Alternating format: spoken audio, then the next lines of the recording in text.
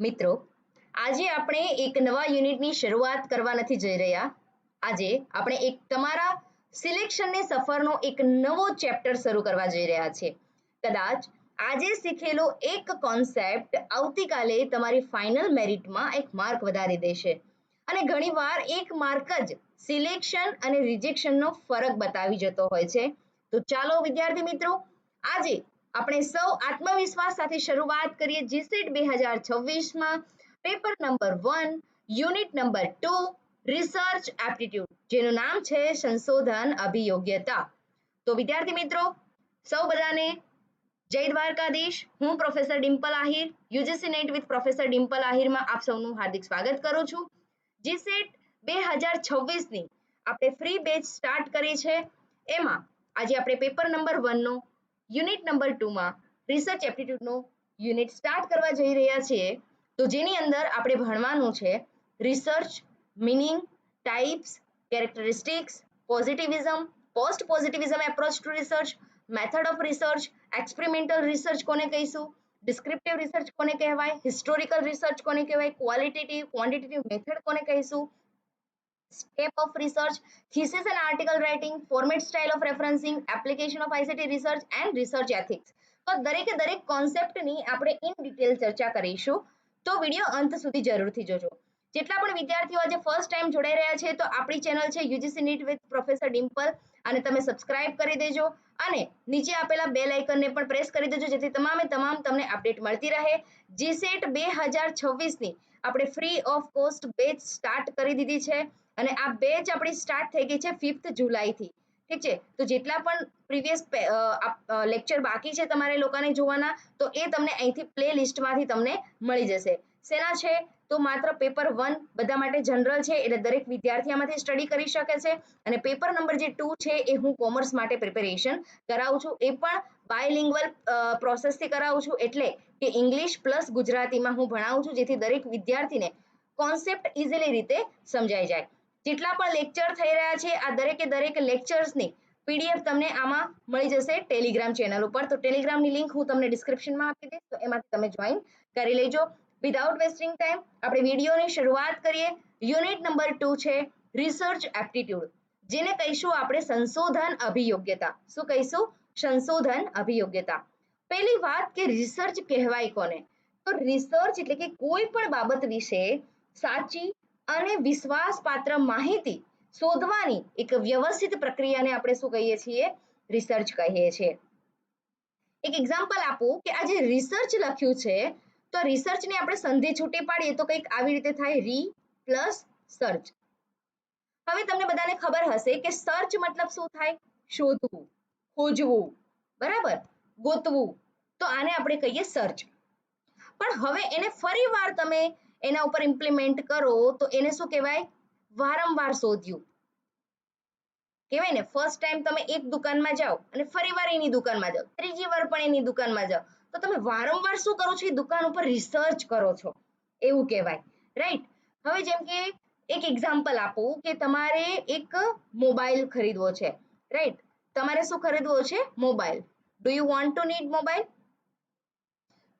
તો હવે તમારે મોબાઈલની જરૂરિયાત પણ છે, તો તમે મોબાઈલ શોધી રહ્યા છો. તો તમે શું કરશો? તો પહેલા તો અમેઝોન ઉપર જશો. અમેઝોનમાં જેટલા પણ તમારે જે ગમે છે એ મોબાઈલ ઉપર શું કરશો? તમે મોબાઈલ ફાઇન્ડ આઉટ કરશો. પછી બીજી વસ્તુ શું જોશો? એમાં રિવ્યુ જોશો.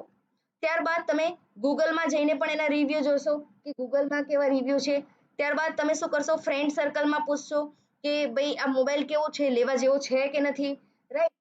ત્રીજું કે એક મોબાઈલની કમ્પેરિઝન તમે બીજા મોબાઈલ સાથે કરશો કે આમાં કેટલા જીબી છે, આમાં કેટલા જીબી છે. રાઈટ. તો આમાં તમે શું કર્યું કહેવાય? તો કમ્પેરિઝન કર્યું. રાઈટ. પછી તો આવી રીતે તમામે તમામ અલગ અલગ પ્રકારની માહિતીથી તમે શું કરો છો? માહિતી એકઠી કરો છો અને આ માહિતી એકઠી કરીને પછી એના ઉપર પૃથક્કરણ કરીને એના ઉપર મૂલ્યાંકન કરીને પછી ફાઇનલી એ વસ્તુ તમે શું કરો છો? પરચેસ કરો છો. રાઈટ. તો આજે એકચ્યુઅલમાં તમે જે આખી આ પ્રોસેસ કરી એને શું કહેવાશે? રિસર્ચ. શું કહેવાશે? રિસર્ચ. રિસર્ચનો મતલબ થશે સંશોધન અને એપ્ટિટ્યુડનો મતલબ થશે અભિયોગ્યતા. તો આપણું આ યુનિટ નંબર 2 જે છે એ છે રિસર્ચ એપ્ટિટ્યુડ, કે જેની અંદર આપણે રિસર્ચની વાત કરવાની છે કે રિસર્ચની અંદર કયા કયા કોન્સેપ્ટની વાત કરવાની છે. તો પહેલો છે કે research meaning, types and characteristics. આપણે ત્રણ વિશે વાત કરીએ તો રિસર્ચ એટલે કે શું? What is the research? Meaning of research. તો research is a systematic, objective and logical process of investigation aimed at discovering new fact, verifying existing knowledge, or establishing new relationship between fact in order to solve a problem or add to existing body of knowledge. Research એટલે કે સંશોધન એક વ્યવસ્થિત એટલે કે systematic, ઉદ્દેશ્યપૂર્ણ અને તાર્કિક તપાસ પ્રક્રિયા છે. કોઈ પણ રિસર્ચ કરો તો તમે શું થશો? સિસ્ટમ વાઇઝ આગળ જશો, રાઈટ. તમારે કોઈ વસ્તુ શોધવી હોય તો તમે એક સિસ્ટમેટિકલી વ્યૂમાં આગળ વધતા રહેશો, રાઈટ. તો બીજું છે કે ઓબ્જેક્ટિવ. તમારો હેતુ નક્કી હશે કે મારે આ વસ્તુ ફાઇન્ડ આઉટ કરવી જ છે, રાઈટ. તો ઓબ્જેક્ટિવ તમારો ક્લિયર હશે. ત્રીજું કે લોજિકલ પ્રોસેસ ઓફ ઇન્વેસ્ટિગેશન, એટલે કોઈ પણ વસ્તુ જો તમે તપાસ કરી રહ્યા છો તો એમાં તાર્કિક તપાસ કરશો, તમારું થોડું મગજ વાપરશો, રાઈટ. કે નવી હકીકતો શોધવી, હાલના જ્ઞાનની ચકાસણી કરવી, એટલે કે અત્યારના જેટલા પણ લેટેસ્ટ નોલેજ, અત્યારે ડે બાય ડે નોલેજ બધાનું વધતું હોય છે, રાઈટ. કંઈક ને કંઈક નવું માર્કેટમાં આવતું હોય છે, તો એ વસ્તુને ડિસ્કવર કરવું, નવી વસ્તુઓ લાવી, જેટલી વસ્તુ એક્ઝિસ્ટિંગ છે અત્યારે હાલમાં એને વેરીફાઈ કરવી, એને ચકાસવી અને કઈ નવા રિલેશનશિપ બાંધવા એટલે કે નવા સંબંધોને સ્થાપિત કરવાનો હોય છે કે જેથી સમસ્યાનું નિરાકરણ લાવી શકાય અને હાલમાં આપણી પાસે જે કંઈ જ્ઞાન છે એને આપણે એડ કરી શકીએ એટલે કે ઉમેરી શકીએ, રાઈટ. તો ડેફિનેશન આઈ હોપ બધાને ક્લિયર થઈ ગઈ હશે કે રિસર્ચ કોને કહેવાય એટલે કે સંશોધન એટલે શું. હવે અલગ અલગ ઓથરે અલગ અલગ વ્યાખ્યાઓ આપી છે. જેમ કે પેલી આપી છે રેડમેન. તો રેડમેન મોરીએ એવું કીધું છે કે research is a systemize effort to gain new knowledge. જેમ કે કોઈ વ્યક્તિને કોઈ વસ્તુનું નોલેજ જ નથી, માનો કે સીતાફળ કોને કહેવાય, હવે એ વસ્તુનું નોલેજ જ નથી, તો એ વ્યક્તિ શું કરશે? માર્કેટમાં જશે, ત્યાં જેટલા પણ લારીવાળા છે એને પૂછશે કે સીતાફળ કોને કહેવાય, એ સીતાફળ બતાવશે, પછી એ જોશે, પછી એને ખરીદશે, પછી એનો ટેસ્ટ કરશે, ધેન એ પછી શું કરી શકશે? એને ફીલ કરી શકશે કે ઓકે એકચ્યુઅલી ધેટ ઇઝ સીતાફળ. તો રાઈટ, તો કોઈ વસ્તુનું તમે સંશોધન કરો ત્યારબાદ જ તમને વસ્તુની ખબર પડે છે. એટલે કે તમે જ્યારે નવી વસ્તુ શોધો છો, તમારા નોલેજમાં કોઈ વસ્તુ એડ કરો છો, એ પણ એક સિસ્ટમેટિક વ્યૂથી એને કહેવાશે રિસર્ચ. પીએમ કુકે એવું કીધું હતું કે research is a exhaustive intelligent search for fact and their meaning regarding specific problem. PM કુકે એવું કીધું હતું કે સંશોધન એ ચોક્કસ સમસ્યા સંબંધિત હકીકતો અને તેમના અર્થ માટે એક સંપૂર્ણ બુદ્ધિશાળી શોધ છે.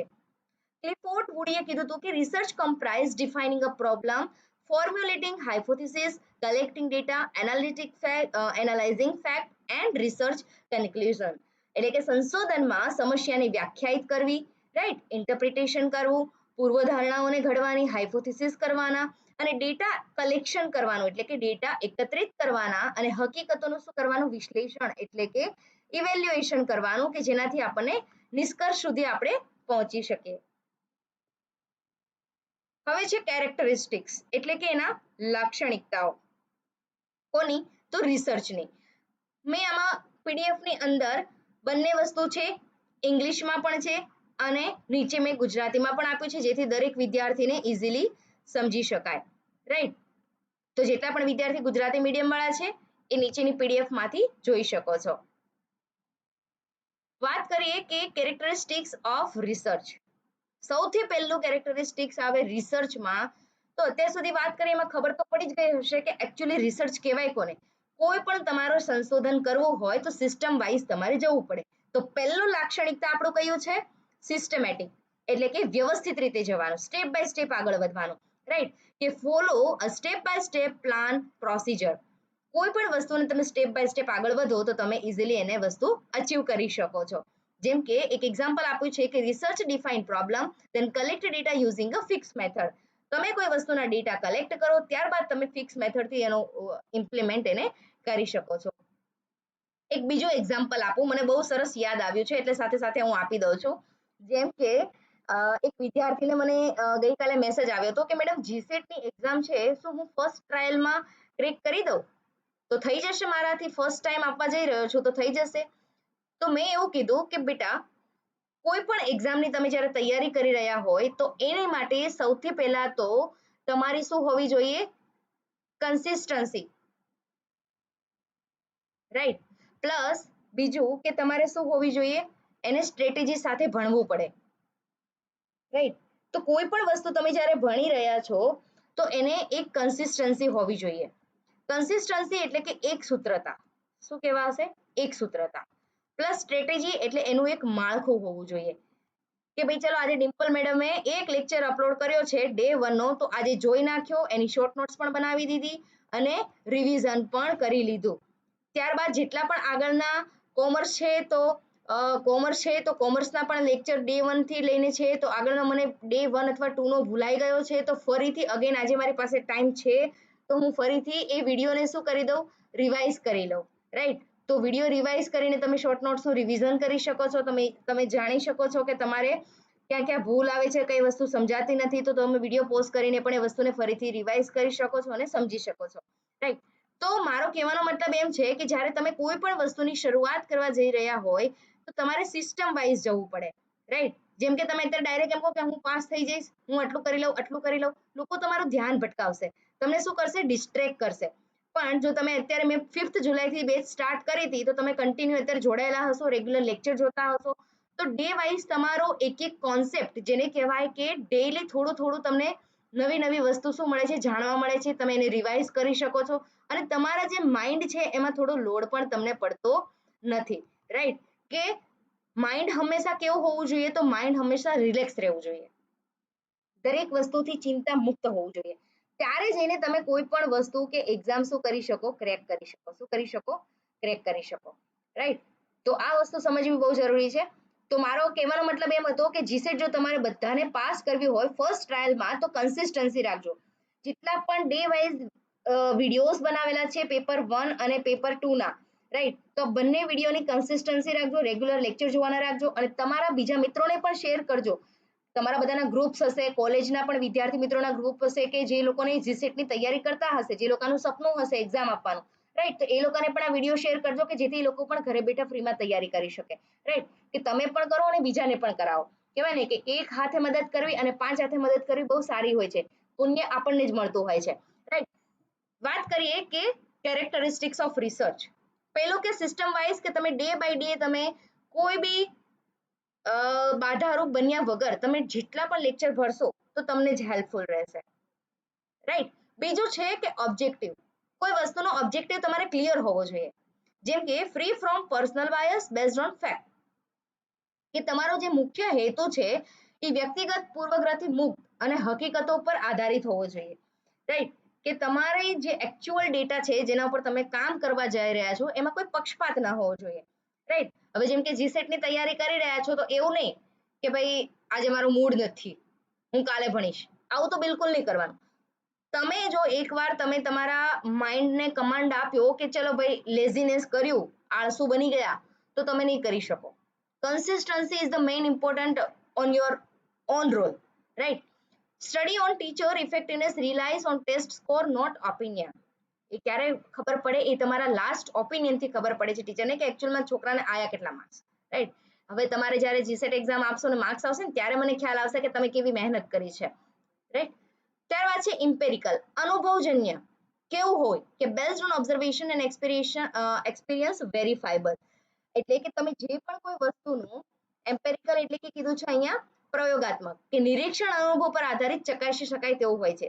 જેમ કે વર્ગખંડ ટ્રાયલ દ્વારા શિક્ષણ પદ્ધતિ સ્કોરમાં સુધારો કરે છે કે કેમ તે ચકાસવું, એને કહેવાશે પ્રયોગાત્મક એટલે કે એમ્પેરિકલ રિસર્ચ. કોઈ વસ્તુ ઉપર રિસર્ચ થયેલું હોય, તમે અત્યારે ઘણા બધા કોલેજના વિદ્યાર્થીઓ એવું કરે છે. જેમ કે રિસેન્ટલી હમણાં એક્ઝામ ગઈ તો એમાં એવું હતું કે એક વિદ્યાર્થીને ફાઇનાન્સ અકાઉન્ટમાં કંઈક ઓછા માર્ક આવ્યા, તો એણે શું કર્યું? પેપરને રીચેકિંગમાં નાખ્યું. પેપર ઓપન થયું એટલે શું થયું? જે હતા એ ઉલટાના માર્ક્સ એના ઘટી ગયા. આવું મોસ્ટલી બધા સ્ટુડન્ટ્સમાં નથી હોતું, પણ ઘણા બધા શું હોય છે કે ઓવર કોન્ફિડન્સ વાળા સ્ટુડન્ટો હોય છે કે જે એને ખબર પડી જાય કે ભાઈ મેં તો લખ્યું તો કેમ ના આવ્યું, પણ તે ઓલરેડી ગપ્પા માર્યા હતા, ભાઈ ક્યાંથી આવે લખેલું, હે ને. તો આને વસ્તુ એ કહેવા માંગે છે કે તમારા અનુભવજન્ય ઉપર આધારિત રાખે છે કે આમાં કોઈ પક્ષપાત પણ કરવામાં નથી આવતો અને બાયસનેસ હોય છે, રાઈટ. લોજિકલ એટલે કે છે કે follow valid reasoning, inductive and deducting. તમે કોઈ પણ વસ્તુનું તર્ક કરી રહ્યા છો, કોઈ તાર્કિક પ્રક્રિયા કરી રહ્યા છો, તો એમાં માન્ય છે કે નહીં, પ્રેરક છે કે નહીં, અનુમાનિત છે કે નહીં, અને તે વસ્તુને અનુસરે છે કે નહીં તે જોવામાં આવે છે. જેમ કે ચોક્કસ વર્ગખંડના અવલોકનોમાંથી સામાન્ય નિયમનું નિષ્કર્ષ કાઢવું, જેને કહેવાશે તાર્કિક એટલે કે એમ્પિરિકલ. ત્યારબાદ છે લોજિકલ એટલે કે follow valid reasoning, inductive and deducting. Okay, replicable એટલે કે can be repeated by other under similar condition. Same એના જેવું જ વસ્તુ તમે શું કરો છો, ફરીથી રિપીટેડ કરો છો, એટલે કે પ્રતિકૃતિ યોગ્ય, કે સમાન પરિસ્થિતિમાં અન્ય લોકો દ્વારા ફરીથી એ વસ્તુનું શું કરો છો, તમે પુનરાવર્તન કરો છો. બીજા સંશોધકે પ્રયોગ ફરીથી કરે છે અને પરિણામોની ચકાસણી કરે છે. હવે કહેવાય ને કે એક જ ઘરમાં જો બેન હોય, બેનને ફોન લેવો હોય તો પહેલા બેન સર્ચ કરે મોબાઈલ વિશે, ત્યારબાદ જો ભાઈને લેવો હોય ને તો ભાઈ ફરીથી સર્ચ કરે માર્કેટમાં. તો જ્યારે એક જ વસ્તુ ઉપર વારંવાર રિસર્ચ કરવામાં આવે તો એને શું કહેવામાં આવે છે, પ્રતિકૃતિ યોગ્ય. રાઈટ. વિશ્લેષણાત્મક એટલે કે યોગ્ય વિશ્લેષણાત્મક સાધનો તકનીકોનો ઉપયોગ કરે છે, જેને કહેવાશે એનાલિટિકલ એટલે કે વિશ્લેષણ કરવું. Use proper analytical tools and technique. જેટલા પણ સાધનો છે અને મેથડ છે એના ઉપર પ્રોપર તમારે શું કરવાનું છે, વિશ્લેષણ કરવાનું છે. જેટલા પણ રિસર્ચ પેપરો બનાવતા હશે તો એમાં શું થાય છે, using SPSS tools for test of collection between study hours and grades. જે પણ કોઈ રિસર્ચ કરી રહ્યા હોય, PhD કરી રહ્યા હોય, રિસર્ચ પેપર બનાવી રહ્યા હોય તો એમાં અંદર SPSS ટૂલ્સનો ઉપયોગ થતો હોય છે. ત્યારબાદ છે સાયક્લિકલ કે generate new questions leading two further research. Covid online learning study lead to hybrid learning study. જ્યારે કંઈક નવી વસ્તુ થાય, જેમ કે તમને એક એક્ઝામ્પલ આપું. સાયક્લિકલ નો મતલબ થશે ચક્રીય, કે નવા પ્રશ્નો ઉત્પન્ન કરવા જે સંશોધન તરફ વધુ દોરી જાય છે. આપણું કોવિડ આવ્યું હતું 2020માં, રાઈટ. એક જ મિનિટ. આપણું કોવિડ આવ્યું હતું 2020માં, રાઈટ. અને 2018માં કશું નહોતું એ ટાઈમે. તો 2018માં જ્યારે ક્લાસરૂમમાં ઓફલાઈન ટીચિંગ થતું હતું, જેટલા પણ શિક્ષકો હતા ઓફલાઈન ટીચિંગ કરાવતા હતા. 2020માં શું આવ્યું, આપણે કોવિડ આવ્યું, COVID-19, રાઈટ. તો 2019 અને 20 બાદ જે કોવિડ આવ્યું એમાં સ્ટડી કેવી થઈ ગઈ, કોઈને ઘરની બહાર તો નીકળાતું નહોતું તો ઓનલાઈન સ્ટડી થઈ ગઈ. ત્યારબાદ 2022માં થી લઈને અત્યાર સુધી બંને આવી ગયું, બંનેને ભાઈને મિક્સ કરી દીધા, ઓફલાઈન પણ લાવી દીધું અને ઓનલાઈન પણ લાવી દીધું. જ્યારે સ્કૂલ અને કોલેજની વાત આવે છે તો સ્કૂલ અને કોલેજ તો આમાં વસ્તુ વપરાય છે ઓફલાઈનની. પણ ઓનલાઈન એવા માધ્યમથી કે જેટલા પણ લોકો ગવર્મેન્ટ એક્ઝામની તૈયારી કરી રહ્યા છે, કોઈને કઈ પ્રશ્નો ખબર નથી પડતી, કોઈ એક્ઝામમાં કોઈ કોન્સેપ્ટની તૈયારી કરી રહ્યા છે અથવા સ્કૂલ છે, તો અત્યારે ઘણા બધા શિક્ષકો ઓફલાઈન પ્લસ ઓનલાઈન બંને ટીચિંગ કરાવતા હોય છે. તો અત્યારે જે મેથડ આવી ગઈ એ કઈ આવી ગઈ, ઓફલાઈન પ્લસ ઓનલાઈન બંને મેથડ. મેં એક વિડીયો પણ બનાવેલો છે, બહુ જબરજસ્ત છે. હું તો કહું આજે જ જોજો. આ વિડીયો પત્યા પછી એ વિડીયોનું નામ છે offline learning versus online learning. જેટલા લોકોએ જોયો હશે ને બહુ જ ખબર પડી ગઈ હશે, બહુ જ બધા ડિફરન્સો મેં સમજાયા છે કે આનો offline plus online no meaning શું છે, રાઈટ. હવે વાત કરીએ ટાઈપ્સ ઓફ રિસર્ચ. તો આપણે અત્યાર સુધી શું જોયું, તો આપણે જોયા એના લાક્ષણિકતાઓ એટલે કે કેરેક્ટરિસ્ટિક્સ. હવે વાત કરવાની છે આપણે શેની, તો ટાઈપ્સ ઓફ રિસર્ચ. કે રિસર્ચ એટલે કે સંશોધન, તો સંશોધનના પ્રકાર કેટલા ભાઈ, તો આપણે પ્રકાર જોવાના છે. પહેલો પ્રકાર છે આપણો ક્વોન્ટિટેટિવ રિસર્ચ એટલે કે સંખ્યાત્મક સંશોધન, જેની અંદર આવશે સર્વે રિસર્ચ, રાઈટ, કઈ રીતે કરવું. ત્યારબાદ છે ડિસ્ક્રિપ્ટિવ રિસર્ચ, વર્ણનાત્મક સંશોધન, એક્સપેરિમેન્ટલ અનુભવજન્ય રિસર્ચ, કોરિલેશનલ રિસર્ચ. ત્યારબાદ છે ટાઈપ્સ ઓફ રિસર્ચ. હવે આ અલગ અલગ મોડ્યુલ્સ આપ્યા છે. રિસર્ચની અંદર પણ ઘણા બધા પ્રકાર છે, જેમ કે કોઈ પર્પઝના હેતુથી વાત કરીએ તો રિસર્ચમાં એક છે આપણું એપ્લાઇડ રિસર્ચ અને એક છે થિયોરેટિકલ રિસર્ચ. ડેપ્થ અને સ્કોપની વાત કરીએ તો એમાં છે exploratory research, descriptive research, explanatory research. Type of data use વિશે વાત કરીએ તો એમાં ક્વોલિટેટિવ અને ક્વોન્ટિટેટિવ, જેને આપણે કહીએ છીએ QL અને આને કહીએ છીએ QN. સોર્સ ઓફ ઇન્ફોર્મેશનમાં આપણે વાત કરવાની છે સેકન્ડરી રિસર્ચ અને પ્રાઇમરી રિસર્ચ. પ્રાઇમરી જેને કહેવાશે પ્રાથમિક માહિતી અને સેકન્ડરી મતલબ ગૌણ માહિતી કોને કહેવાય. અકોર્ડિંગ ટુ ટાઈમની વાત કરીએ તો cross sectional research and longitudinal study. જે વારંવાર તમે રિસર્ચ કરો again and again again and again એને શું કહેવાશે, લોંગિટ્યુડનલ સ્ટડી. ત્યારબાદ છે ટાઈપ ઓફ ઇન્ફરન્સ એટલે કે ઇન્ડક્ટિવ રિસર્ચ અને ડિડક્ટિવ રિસર્ચ. નાનામાંથી મોટું કઈ બાજુ જવું ને મોટામાંથી નાનું કઈ બાજુ આવું એની વાત કરી છે. ડિગ્રી ઓફ મેનિપ્યુલેશન્સ વેરિયેબલ એટલે કે quasi experimental research, non experimental research and experimental research. અનુભવજન્ય, શું કહીશું? અનુભવજન્ય. ઓકે, ચાલો થોડું વન બાય વન. આજે આપણે બહુ બધા એક સાથે રિસર્ચના ટાઈપ્સ નથી ભણવાના, આપણે વન બાય વન ધીમે ધીમે બધા ટાઈપ્સ ભણીશું કે જેથી દરેક કોન્સેપ્ટ ઇઝીલી આપણે કવર કરી શકીએ અને તમને પણ લોડ ના પડે કે જેથી તમે ઓવરલોડેડ ના થઈ જાઓ. રાઈટ, પહેલી વાત કરી છે બેઝડ ઓન પર્પસ. પર્પસ એટલે શું? હેતુ. કોનો? મારો ને તમારો? ના, રિસર્ચનો. રિસર્ચનો પહેલો હેતુ છે કે પ્યોર એન્ડ ફંડામેન્ટલ રિસર્ચ. આ જોરદાર નામ છે હો. બાકી પ્યોર, એકદમ પ્યોર. આપણે કહે ને દૂધ પ્યોર છે, ઘી પ્યોર છે, એવી રીતે રિસર્ચ પણ પ્યોર હોય છે. આજે ખબર પડી ને. ચલો, પ્યોર ફંડામેન્ટલ રિસર્ચ એટલે કે શુદ્ધ મૂળભૂત સંશોધનની વાત કરીએ. કોને કહેવાય? તો seek knowledge for its own sake, no immediate application, that is called pure and fundamental research. મૂળભૂત સંશોધન કોને કહીશું? કે તે પોતાના માટે જ્ઞાન શોધે છે અને તાત્કાલિક ઉપયોગ માટે નહીં. જેમ કે કહેવાય ને, ભાઈ ચલો મારે અત્યારે કાર ખરીદવી છે તો હું શોરૂમમાં જઈશ, પણ શોરૂમમાં જઈ એસ્ટિમેટ કઢાવીશ, કેટલાની પ્રાઇસ છે, શું છે શું ને બધી તપાસ કરીને પછી ઘરે આવતી રહીશ. તો આને કહેવાય પ્યોર રિસર્ચ. ખુદ જાતે જઈને શોધ્યું માહિતી મેં, તો એ બીજી માહિતી મળી એને શું કહેવાય? Primary information. મેં ખુદ જાતે જઈને શોધી તો એ વસ્તુ કઈ થઈ? પ્રાઇમરી ઇન્ફોર્મેશન, પ્રાઇમરી ડેટા, જે મેં ખુદ જાતે જઈને કલેક્ટ કર્યા. ક્યાં? શોરૂમમાં જઈને. શું કામ? કારણ કે મારે કાર પરચેસ કરવી છે તો મેં ખુદ જઈને જાતે ડેટા સોલ્વ કરે એને કહેવાય પ્રાઇમરી ઇન્ફોર્મેશન. વાત કરીએ કે પ્યોર રિસર્ચ એટલે કે ફંડામેન્ટલ રિસર્ચ કે own research, find, seek to knowledge and no immediate applications, કે પોતાના ઉપયોગ તાત્કાલિક માટે નહીં પણ ખાલી જ્ઞાન માટે શોધે એને કહેવાય pure research, fundamental research. Right. બીજું છે એપ્લાઇડ રિસર્ચ. એપ્લાઇડ રિસર્ચ એટલે કોઈ વસ્તુ ઉપર એપ્લાય કરવાનું, લાગુ કરવાનું. શું લાગુ કરવાનું? કે રોજ સાંજે 9 વાગે ડિમ્પલ મેડમનો લેક્ચર જોવા બેસી જવાનું, એટલે બેસી જ જવાનું. એપ્લાય કરવો જ પડશે મારો નિયમ, તો જ તમે જીસેટ ક્રેક કરી શકશો. તો આ વસ્તુને શું કહેવાશે? Applied research. કોઈ વસ્તુને લાગુ કરવી, એપ્લાય કરવી. Solve a specific and practical problem. તમારા જેટલા પણ પ્રેક્ટિકલ પ્રોબ્લેમ છે, ચોક્કસ અને વ્યવહારુ સમસ્યાનું નિરાકરણ લાવે છે. કોણ લાવે છે? UGC NET with professor Dimple. Okay, તો વાત શેની થાય છે? અત્યારે બે રિસર્ચની વાત કરી. એક છે બેઝડ ઓન પર્પસ એટલે કે ફંડામેન્ટલ રિસર્ચ અને બીજું છે એપ્લાઇડ રિસર્ચ. ફંડામેન્ટલ આપણે કહીશું શુદ્ધ સંશોધન, મૂળભૂત સંશોધન, અને એપ્લાઇડ રિસર્ચને આપણે કહીશું લાગુ સંશોધન, કે જે ચોક્કસ અને વ્યવહારિક સમસ્યાનું શું કરે છે? નિવારણ કરે છે. સેકન્ડ આપણો ટાઈપ હતો ડેટાનો.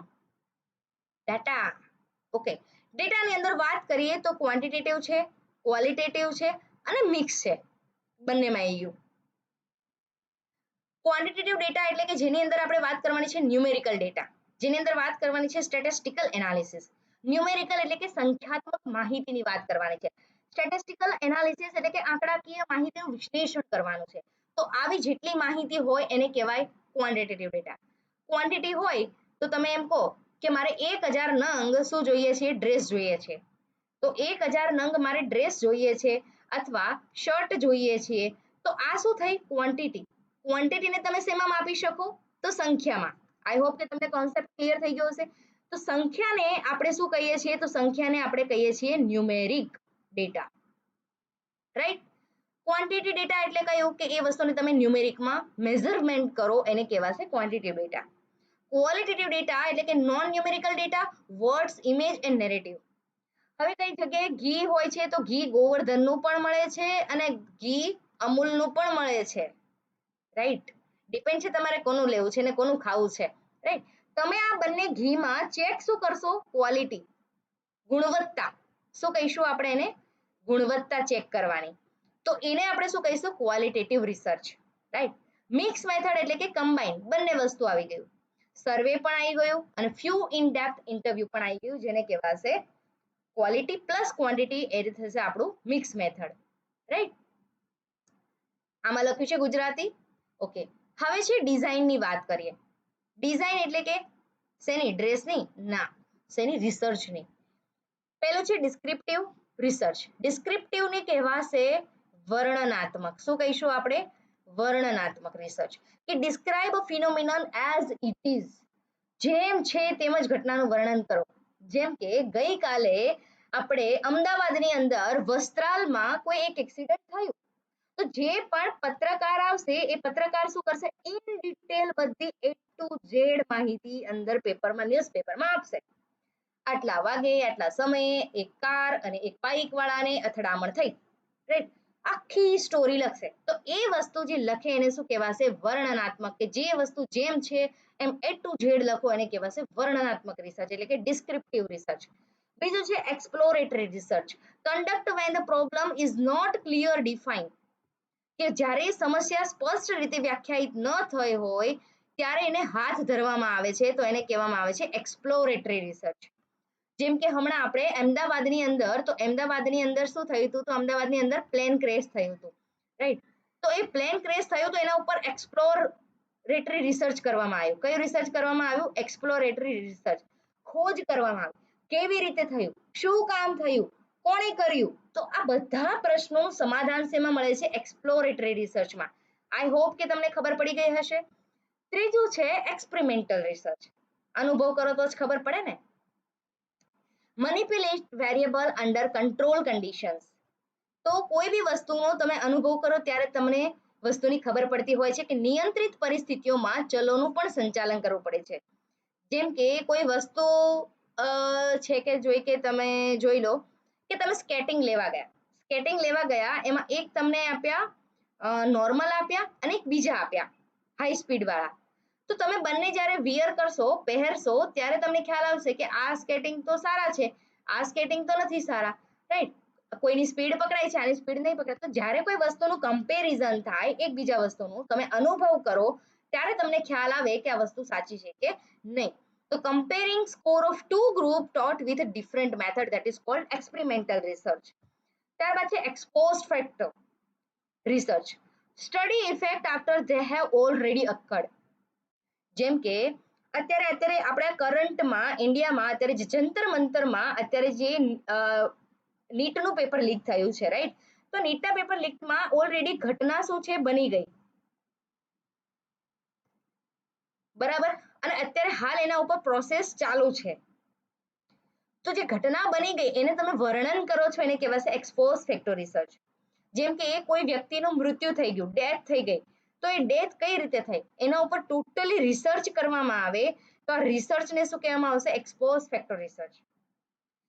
હિસ્ટોરિકલ રિસર્ચ એટલે કે ઐતિહાસિક રિસર્ચ, કે study past event for present future understanding. ભૂતકાળના આધારે તમે વર્તમાનમાં તમે સ્ટેપ લઈ શકો છો. જેમ કે તમે માનો કે જીસેટની એક્ઝામ એકવાર આપી, તમે ફેલ થયા, તમે જોયું કે તમારા કયા કોન્સેપ્ટ વીક છે, કયા નબળા છે, કે તમને કયા નથી ફાવતા, તમને રિસર્ચ નથી ફાવતું, તમે અત્યારે ફરી ભણી રહ્યા છો, તમે મારો લેક્ચર જોઈ રહ્યા છો. તો ભૂતકાળમાંથી તમે અત્યારે વર્તમાનમાં કઈ વસ્તુ નવી શીખો છો અને જેનાથી તમને લાભ ક્યાં થશે, ફ્યુચરમાં, રાઈટ. તો એ વસ્તુને આપણે શું કહીશું, historical research, right. Third last one છે આપણું કેસ સ્ટડી. કેસ સ્ટડી એટલે શું થશે, કે in depth study in a single unit, in depth study in a single unit, તો એને આપણે શું કહીશું, કેસ સ્ટડી. જેમ કે in depth study of a single unit, બધા ક્રાઇમ બ્રાન્ચ જોવો છો, આઈ થિંક અત્યારે બંધ થઈ ગઈ છે, બહુ યાદ નથી, અથવા તો સીઆઈડી, સીઆઈડીમાં કોઈ એક પર્ટિક્યુલર કેસ પકડે અને એને આખો સોલ્વ કરવામાં 1 કલાક કાઢી નાખે, આપણા બધાનો ટાઈમ બગાડે. કોણ, સીઆઈડી. જોકે જોવું જોઈએ, તમને વસ્તુનું નોલેજ થાય, પણ એટલો ટાઈમ હોય તો, બાકી નહીં. તો કેસ સ્ટડી એટલે કોઈ એક પર્ટિક્યુલર સ્ટડી ઉપર તમારું શું કરે છે, કેસને સોલ્વ કરે છે, એને કહેવાય ડિટેલમાં જઈને એ વસ્તુ ઉપર રિસર્ચ કરે છે, ત્યારે જઈને એને ફાઇનલ શું કહેવાય, ગુનેગાર મળે છે, રાઈટ. તો એક પ્રોપર કેસ સ્ટડી કરવાનું હોય છે. પણ રિસર્ચમાં કેવું હોય છે કે જ્યારે કોઈ વ્યક્તિ પીએચડી કરી રહ્યો છે, એક પર્ટિક્યુલર ટોપિક ઉપર જ્યારે સંશોધન કરી રહ્યો છે, તો એના ઉપર ઇન ડેપ્થ નોલેજ એને જોઈએ, અને ઇન ડેપ્થ નોલેજ માટે એને બહુ બધું શું કરવું પડે, ફાઇન્ડ આઉટ કરવું પડે. આ ફાઇન્ડ આઉટ કરે તો જ એને એકચ્યુઅલમાં ખ્યાલ આવે કે વોટ ઇઝ એકચ્યુઅલી રિસર્ચ, આનાથી એને શું જાણવા મળ્યું, રાઈટ. તો કેસ સ્ટડી એક ઊંડાણપૂર્વકનો અભ્યાસ છે, તમારે એમાં ઊંડું ઉતરવું જ પડે, તો જ તમને ખ્યાલ આવે, રાઈટ. હવે વાત કરીએ કે longitudinal versus cross sectional study, કોને કહીશું, કે over time versus one point in time.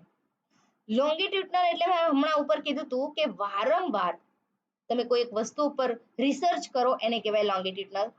Cross sectional એટલે મેં એવું કીધું કે ભાઈ 50 યર્સના પર્સનને આપણે આ વસ્તુ કેવું છે, રાઈટ. હવે સામેવાળી ગીતાએ એવું કીધું કે 50 ની જગ્યાએ શું સમજી 15 વર્ષ, કે 15 વર્ષના વ્યક્તિને. તો રિસર્ચનું શું થયું? ઊંધું ને સીધું થઈ ગયું, ક્રોસ સેક્શનલ થઈ ગયું ને. મેં કીધું 50, ઈ સમજી, મેં કીધું 50 અને ઈ સમજી આ 50, મેં કીધું 30 તો એ સમજી આ 30. તો આ વસ્તુ શું થયું? વન પોઈન્ટ એટ એ ટાઈમ, વસ્તુ એક જ છે પણ શું થાય છે? ક્રોસ સેક્શનલ થાય છે. તો એને કહીશું આપણે ક્રોસ સેક્શનલ રિસર્ચ. જ્યારે લોંગિટ્યુડનલ એટલે કે વારંવાર થતા રિસર્ચને, કે રેખાંશ વિરુદ્ધ ક્રોસ સેક્શનલ અને સમય જતા વિરુદ્ધ સમયનો એક જ બિંદુ પર ઉપયોગ થાય તેને કહેવાય ક્રોસ સેક્શનલ. હવે વાત કરીએ એક્શન રિસર્ચ. તમારા ઉપર કોઈ લીધું છે એક્શન? નહીં ને? ચલો હવે અહીંયા ધ્યાન રાખો. એક્શન રિસર્ચ એટલે કે practitioner driven solve and immediate practical problem. Like that example આપ્યું છે કે તમને teacher studying which activity improve participation in her on class. ક્રિયા સંશોધન તમે કઈ રીતે કરો કે પ્રેક્ટિશનર સંચાલિત તાત્કાલિક વ્યવહારુ સમસ્યાનું નિરાકરણ લાવે. જેમ કે તમારા બધાને આગળ જઈને શું બનવાનું છે? Professor. Am I right or wrong? તો લખી દો અત્યારે કોમેન્ટમાં. તમારે બધાને આગળ જઈને શું બનવાનું છે? પ્રોફેસર. પ્રોફેસર બનવા માટે તમારે શું કરવું પડે? તો તમારે માસ્ટર ડિગ્રી પછી આપ્યા બાદ તમારે જીસેટ ની એક્ઝામ ક્રેક કરવી પડે. જીસેટ ની એક્ઝામ માટે તમારે અત્યારે ઓન ધ સ્પોટ શું કરવું પડે? એક્શન લેવું પડે. શેનું એક્શન લેવું પડે? તૈયારીનું, રાઈટ. તો તૈયારીનું એક્શન તમે જો અત્યારથી લઈ લીધું હોય તો ડેફિનેટલી તમે થઈ જશો પાસ, એ મારી ગેરંટી છે. કેમ કે તમે જે હાર્ડવર્ક કરી રહ્યા છો અત્યારે, ડે બાય ડે જે મારા લેક્ચર જોઈ રહ્યા છો, એના ઉપરથી મને એટલો ખ્યાલ આવે છે કે તમે નક્કી આ વખતે જીસેટ 2026 માં દરેક વિદ્યાર્થી પાસ થઈ જશે. પણ આ તો એવું છે કે જે વિદ્યાર્થી તૈયારી કરે એને જ પ્રોપર ફળ મળતું હોય છે. પછી કોઈ એમને વિશ્વાસે બેઠું હોય કે ચલો ભાઈ મેડમે એકવાર કીધું હતું લેક્ચરમાં કે ભાઈ તમે પાસ થઈ જશો, પણ જો તમે તૈયારી ના કરો તો તમે ના પણ થઈ શકો ને. તો ડિપેન્ડ છે તમારા ઉપર. હવે વાત કરીએ પોઝિટિવિઝમ એન્ડ પોસ્ટ પોઝિટિવિઝમ ઇન રિસર્ચ. આ દાદા કોણ છે? આ દાદા છે ઓગસ્ટ કોમ્ટે. કોણ છે? ઓગસ્ટ કોમ્ટે. જેણે કોના વિશે વાત કરી હતી? તો પોઝિટિવિઝમ વિશે વાત કરી હતી, રાઈટ. પોઝિટિવિઝમ વિશે વાત કરી હતી. જે ઓથરનું નામ છે એ કોણ છે? તો ઓગસ્ટ કોમ્ટે. પોઝિટિવિઝમ અને પોસ્ટ પોઝિટિવિઝમની વાત કરવાની છે. પોઝિટિવિઝમ એપ્રોચ એટલે કે હકારાત્મક વાત. જેમ કે મેં હમણાં અહીંયા ઉપર વાત કરી ને, આ વાત કરી શેની? હકારાત્મક વાત કરી કે તમારે બધાને પાસ કરવાની જ છે અને તમારે બધાને પ્રોફેસર બનવાનું જ છે. ઓગસ્ટ કોમ્ટે એવું કીધું હતું કે the French philosopher who found positivism and coined the term sociology, he believed society could be studied scientifically just like physics or chemistry. Auguste Comte એ ફ્રેન્ચ ફિલસૂફ કે જેમણે હકારાત્મકવાદની સ્થાપના કરી અને સમાજશાસ્ત્ર શબ્દનો ઉપયોગ કર્યો. તેઓ માનતા હતા કે ભૌતિકશાસ્ત્ર અને રસાયણશાસ્ત્રની જેમ સમાજનો પણ વૈજ્ઞાનિક રીતે અભ્યાસ કરી શકાય છે, રાઈટ. તો ઓગસ્ટ કોમ્ટે પોઝિટિવિઝમની વાત કરી હતી, હકારાત્મકતાની વાત કરી હતી.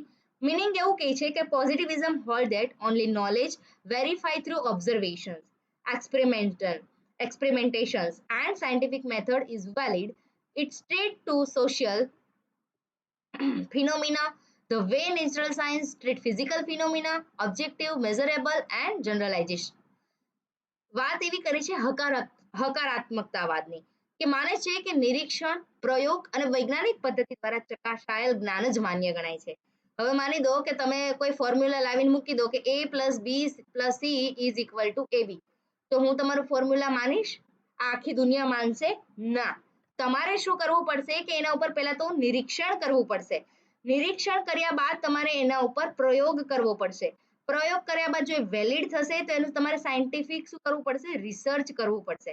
સાયન્ટિફિક રિસર્ચ કર્યા બાદ જ એને શું ગણવામાં આવશે? માન્ય કરવામાં આવશે, અધરવાઇઝ નહીં. તો આ વસ્તુને કહેવાશે પોઝિટિવિઝમ. સકારાત્મક જ્ઞાન જે સામાજિક ઘટનાઓને એવી રીતે વર્તે છે કે જે કુદરતી રીતે વિજ્ઞાન ભૌતિક ઘટનાઓને વર્તે છે. ઉદ્દેશ્યને માપી શકાય તેવું સામાન્યકરણ પણ કરી શકાય છે. કેટલીક ધારણાઓ છે પોઝિટિવિઝમની કે reality is a single objective exist independent of the researcher. વાસ્તવિકતા એ એકલી છે, ઉદ્દેશ્ય છે અને સંશોધકથી સ્વતંત્ર રીતે અસ્તિત્વ પણ ધરાવે છે. કહેવાય ને કે કોઈની રિયાલિટી સામે નિખરી જ આવે, ભલે એ વ્યક્તિ સાચો હોય તો એ વસ્તુની રિયાલિટી એની સામે આવીને જ ઊભી રહે. Knowledge comes from direct observation and measurement. જ્ઞાન સીધા અવલોકન અને માપનથી આવતું હોય છે. Research must be value free objective, મૂલ્યમુક્ત અને ઉદ્દેશ્ય હોવું જોઈએ. Use deductive reasoning starts with theory, hypothesis, testing. અનુમાનિત તર્કનો ઉપયોગ કરે છે, સિદ્ધાંત પૂરતી કલ્પનાથી શરૂઆત થાય છે અને તેનું પરીક્ષણ પણ કરે છે. Reliance on quantity method, survey, experiment and statistic, કે જેટલી માત્રાત્મક પદ્ધતિઓ પર આધાર રાખે છે અને સર્વેક્ષણો, પ્રયોગો પર, આંકડા ઉપર પણ આધારિત રાખે છે.